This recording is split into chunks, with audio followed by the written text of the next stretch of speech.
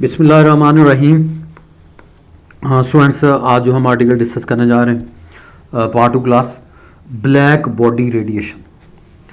अब यहाँ पे देखें तो students we have the three words are there, one is black, other body and the third one is radiation. Black क्या होता है स्टूडेंट्स? ब्लैक होता है एब्सेंस ऑफ लाइट को हम ब्लैक कहते हैं, यानी जिस जगह पे लाइट ना हो, डार्कनेस या ब्लैक उसे कहा जाता है। बॉडी क्या होता है? एनीथिंग दैट हैज डेफिनेट मास, उसे हम बॉडी कहते हैं। रेडिएशन का यहां पे जो जिक्र है ये स्टूडेंट्स थर्मल रेडिएशन है। अब इसका मतलब ये हुआ कि एब्सेंस ऑफ लाइट को हम ब्लैक कहेंगे, यानी ये बॉडी जो है ये ब्लैक बॉडी, इसमें लाइट जो है दैट इज एब्सेंट, और उसमें से जो रेडिएशन एमिट होती हैं उसका हम यहाँ पे जिक्र करेंगे। तो जो सी रेडिएशन जिसका मैं अभी बताने लगा हूं, ये रेडिएशंस कौन सी हैं? ये स्टूडेंट्स थर्मल रेडिएशंस हैं। Thermal radiations.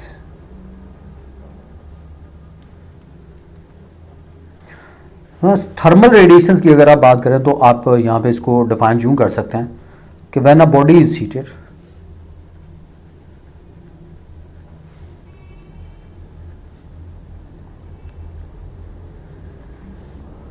it emits radiations.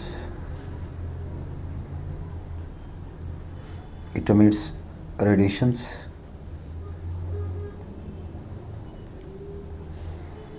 called thermal radiations. इसे हम थर्मल रेडिएशंस का नाम देते हैं। यानी when a body is heated, जब आप बॉडी को हीट अप करते हैं, इट एमिट्स रेडिएशन, ये रेडिएशंस को एमिट करती है and it is termed as thermal radiations. इसे हम थर्मल रेडिएशंस का नाम देते हैं। अब यहाँ पे हमने स्टूडेंट्स ये बात ज़हन में रखना है कि कोई भी बॉडी जो है अगर वो हीट अप होता है, जैसे फर्ज करेंगे ये एक बॉडी है हमारे पास और इसका टेम्परेचर जो है वो हाई है, लाजिमत है इससे रेडिएशन जो है इट एमिट्स आउट, रेडिएशन यहाँ से आउट होंगी, और ये जो रेडिएशंस की एमिशन जो है ये उस टाइम तक कंटिन्यू रहेगी जब तक इसका जो टेम्परेचर है वो रूम टेम्परेचर के बराबर नहीं हो जाता। तो इसका मतलब ये हुआ कि ऐसी रेडिएशंस जो हैं इन्हें हम थर्मल रेडिएशंस कहते हैं। यानी ये बॉडी है और इसका टेम्परेचर जो है, इसको आपने हीट अप किया हुआ है हाई टेम्परेचर पे, लेट्स सपोज 100 डिग्री सेंटीग्रेड पे, तो इसमें से रेडिएशन जो है it emits out, radiations out होंगी, और ये सिलसिला तब तक जारी रहेगा जब तक इसका टेम्परेचर रूम टेम्परेचर के इक्वल नहीं हो जाता। स्टूडेंट्स, इसे हम थर्मल इक्विलिब्रियम का भी नाम देंगे इस स्टेज को। अब यहाँ पे इसके डिफरेंट केसेस को हम यहाँ पे डिस्कस करेंगे। स्टूडेंट्स देखिएगा बुक पे, यहाँ से मैं यहाँ पे रीड कर रहा हूँ। स्टूडेंट्स,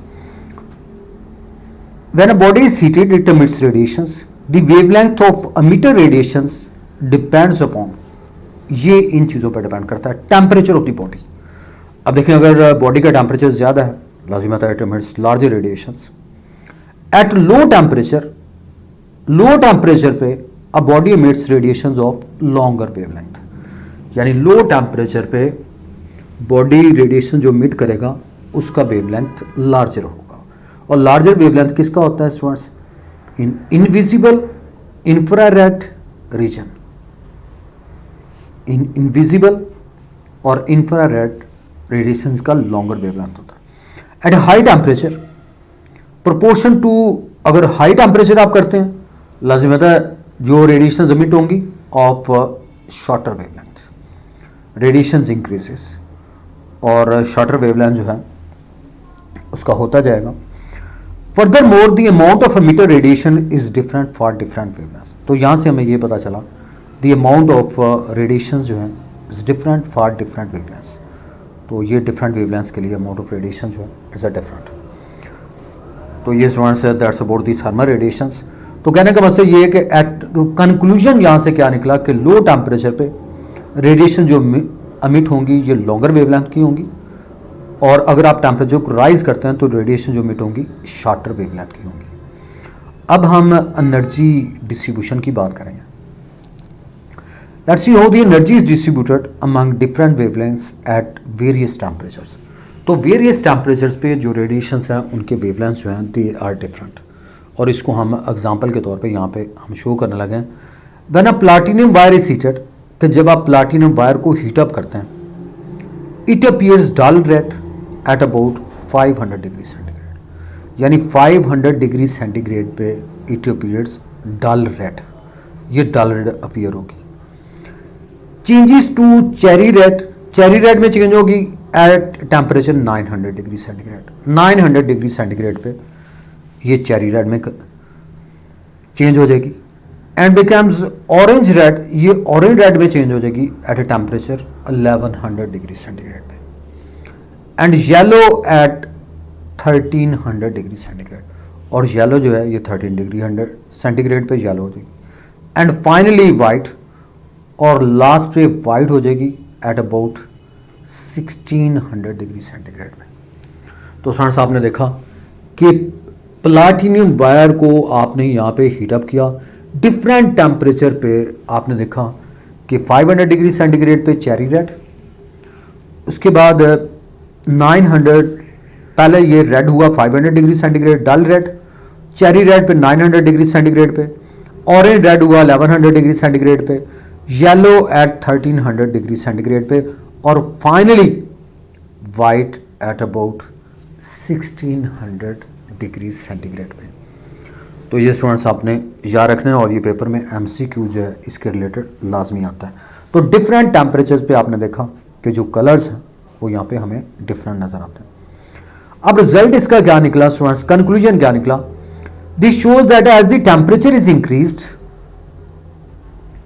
कि जो ही आप टेम्परेचर को राइज करते हैं, इंक्रीज करते हैं, the radiations become richer in shorter wavelength, और जो रेडिएशंस हैं उनका वेवलेंथ स्टूडेंट्स शॉर्टर होता जाता है।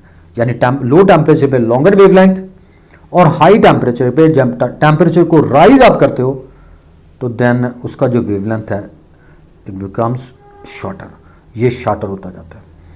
अब हमने ब्लैक बॉडी को कैसे बनाया जा सकता है इसके बारे में हमने डिस्कस करना है। अब थोड़ा सा ये बात ध्यान में रखनी है कि in order to understand the distribution of radiation emitted from hard body we consider a non reflecting object. इसके लिए स्टूडेंट्स नॉन रिफ्लेक्टिंग ऑब्जेक्ट को हम सिलेक्ट करते हैं, और नॉन रिफ्लेक्टिंग ऑब्जेक्ट क्या होता है? सॉलिड होता है, such as solid that is a hollow cavity, खाली कैविटी होल को कहते हैं, हॉलो कैविटी, अंदर से ये खाली होता है, कैविटी होल को कहते हैं। हॉलो खाली होती, होल होता है एक जो अंदर से खाली होता है।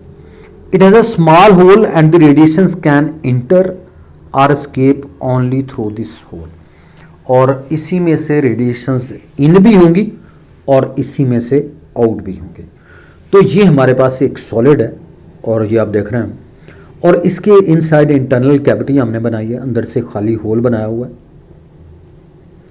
और इसमें से आप ये कहते हैं अब्जॉर्प्शन रेडिएशंस की जब बात करते हैं तो रेडिएशन जो है वो इंटर होती हैं इस जगह से, यानी आप ये कहेंगे कि रेडिएशन जो है वो अब्जॉर्ब करेगा, इस होल से इंटर होंगी, और इसका मल्टीपल रिफ्लेक्शन होता है स्टूडेंट्स। ये इस वाल से रिफ्लेक्ट होके इस वाल की तरफ, इससे रिफ्लेक्ट होके यहाँ पे, यहाँ से रिफ्लेक्ट होके, यानी हर रिफ्लेक्शन में स्टूडेंट्स एनर्जी अब्जॉर्ब होती है। तो इसका मल्टीपल रिफ्लेक्शन है, और इतनी ज़्यादा एनर्जी जो है वो यहाँ पे मल्टीपल रिफ्लेक्शन में यूटिलाइज हो जाती है कि इसमें से होल में से अमिट नहीं हो पाती। तो इट मीन्स यहाँ से हमें ये पता चला कि इस सैंड पे जो रेडिएशंस यहाँ पे इन हो रही हैं, अब्जॉर्प्शन रेडिएशंस के वाले से मैं बता रहा हूँ कि एक तो पहले कैविटी बनाई जाती है। इस ब्लैक बॉडी को कैसे कंस्ट्रक्ट किया जाता है, जैसे मैंने बताया कि ब्लैक बॉडी को बनाया जाता है, इनसाइड इज ब्लैकन्ड, और इसको इनसाइड ब्लैकन्ड किया जाता है, ब्लैक किया जाता है विद सूट, सूट कहते हैं राख से, to make it as a good an absorber, और ये गुड ऑब्जॉर्बर के तौर पे ऐड करता है, and as a bad reflector, और रिफ्लेक्टर जो होता है वो बैड होता है, यानी इसमें रिफ्लेक्शन नहीं होता बल्कि ऑब्जॉर्प्शन मैक्सिमम होती है। जैसे मैंने बताया कि इसमें मल्टीपल रिफ्लेक्शन होता है, हर रिफ्लेक्शन में एक वाल से दूसरी वाल में और दूसरी से दोबारा उसी जगह पे, यानी डिफरेंट वाल्स में रिफ्लेक्शन होता है, और रिफ्लेक्शन में अमाउंट ऑफ एनर्जी जो है यूटिलाइज होती है, और इतनी ज़्यादा एनर्जी की यूटिलाइजेशन होती है कि रेडिएशन जो है वो उस होल से आउट नहीं हो पाती। The radiations can enter and leave only through a small hole और ओपनिंग, यानी उसी होल से इंटर भी होगी और उसी होल से आउट भी होगी। The hole appears black because the radiation which enter the cavity suffers multiple reflection. ये स्टूडेंट्स आपने याद रखना है, multiple reflection, number of time reflection होता है। A part of it is absorbed at each reflection, यानी हर रिफ्लेक्शन में अमाउंट ऑफ एनर्जी जो है वो ऑब्जॉर्ब होती है अंटिल नॉन रिमेन्स, और इतनी ज़्यादा एनर्जी ऑब्जॉर्ब हो जाती है कि उनमें से रेडिएशन जो है वो आउट ही नहीं हो पाती। Such a body is known as black body, और ऐसे बॉडी को हम ब्लैक बॉडी का नाम देते हैं। अ black body is both an ideal absorber and an ideal radiator. ये आपने याद रखना है स्टूडेंट। इसका मतलब ये है कि जो ऑब्जॉर्बर होता है वो आइडियल रेडिएटर भी होता है, यानी जो सी चीज़ें ऑब्जॉर्व करती हैं, आइडियल ऑब्जॉर्बर, आइडियल रेडिएटर। जब आप उसे हीट अप करेंगे तो उसमें से रेडिएशन जो उसने ऑब्जॉर्व की होती हैं वो सारी की सारी यहाँ से आउट होना शुरू हो जाती हैं। तो इसलिए ब्लैक बॉडी जो है, ये आपने याद रखना है इंपॉर्टेंट पॉइंट, कि black body is both an ideal absorber and an ideal radiator भी होता है। अब स्टूडेंट्स इसके बाद है जी,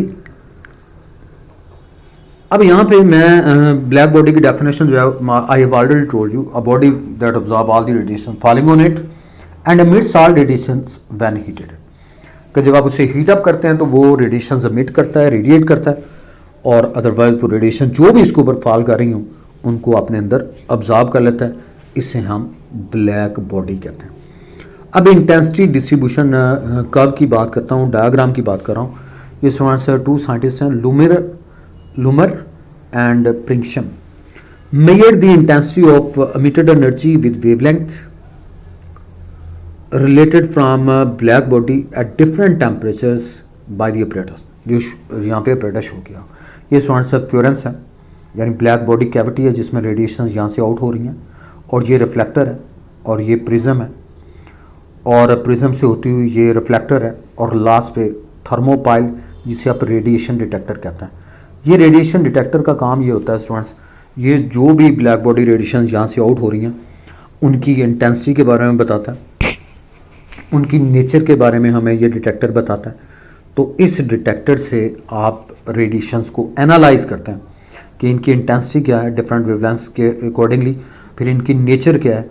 तो ये सारी चीज़ें हमें इस रेडिएशन डिटेक्टर से पता चलती हैं। अब यहाँ पे हमने इसकी कर्व को यहाँ पे डिस्कस करना है स्टूडेंट्स, गौर से देखिएगा।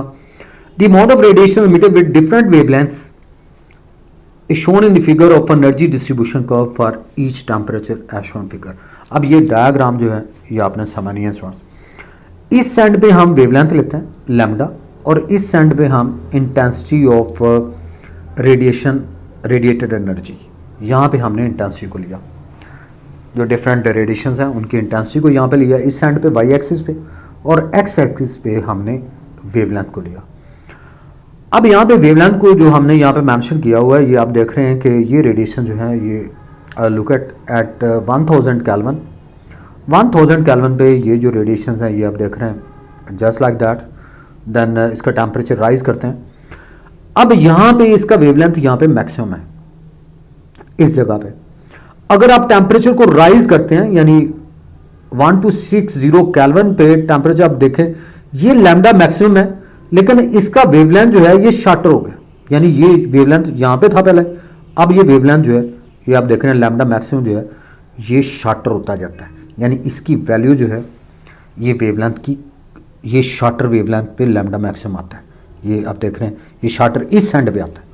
इसी तरह यहाँ पे अगर आप टेम्परेचर को राइज करें 1450 केल्विन, तो यहाँ पे देखें ये इसका लैम्डा मैक्सिमम यहाँ पे था, अब ये लैम्डा मैक्सिमम और शॉर्टर हो गया, यानी इस सेंड पे लैम्डा मैक्सिमम शॉर्टर वेवलेंथ पे, यानी वेवलेंथ की वैल्यू जो है ये शॉर्टर इस सेंड पे आ रही है।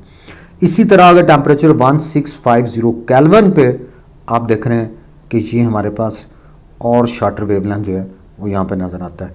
तो यहाँ पे ये लैम्डा मैक्सिमम इस जगह पे है, लैम्डा मैक्सिमम इधर शॉर्टर इस सेंड पे, और इस तरह लैम्डा मैक्सिमम शॉर्टर वेवलेंथ इस सेंड पे, और यहाँ पे भी आप देख रहे हैं कि ये हमारे पास यूँ आप टेम्परेचर राइज करते हैं तो lambda maximum become more shorter, ये शार्टर होता जाता है, यानी इस एंड पे आता जाता है।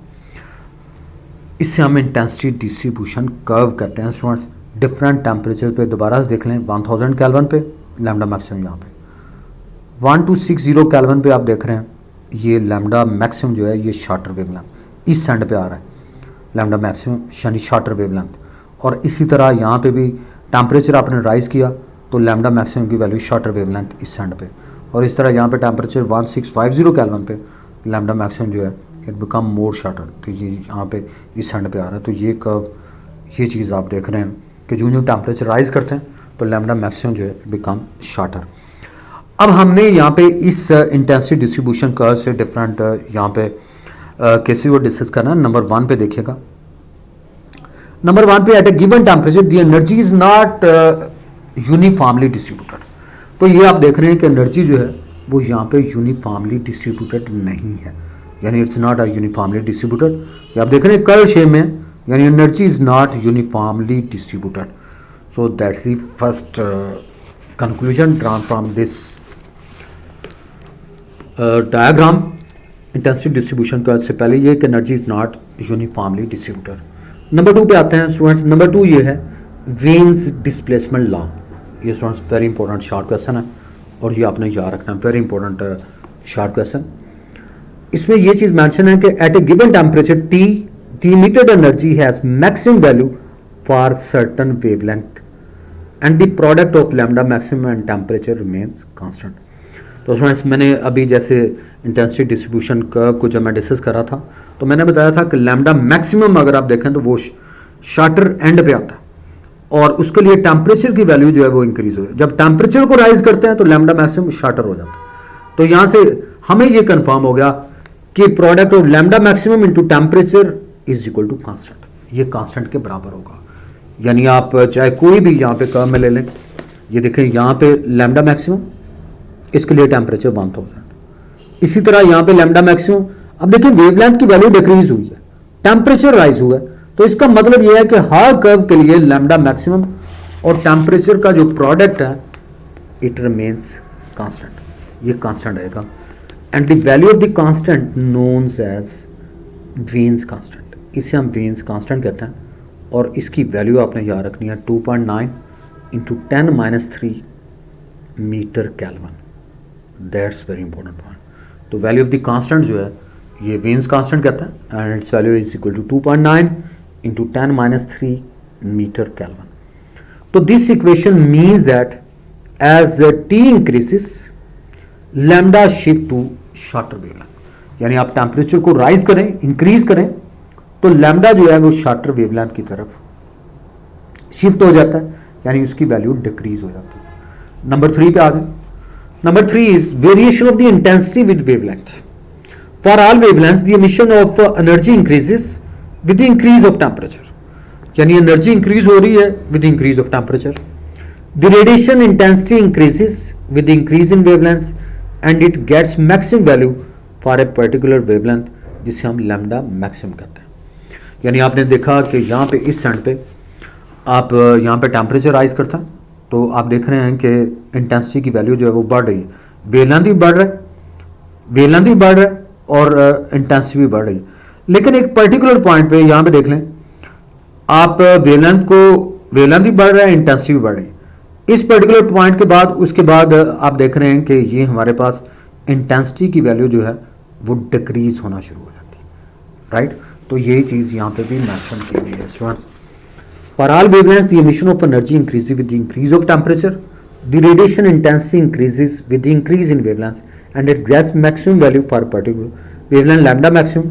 No if we increase the wavelength further, अगर आप वेवलेंथ को फर्दर इंक्रीज करते हैं then the radiation intensity begins to decrease और इंटेंसिटी की वैल्यूज जो है वो डिक्रीज होना शुरू हो जाती है। And number 4 is area under energy distribution curve, यानी area under energy distribution curve में क्या होता है students, the area under each curve represent the energy radiated per second per square metre over all wavelengths at particular temperature.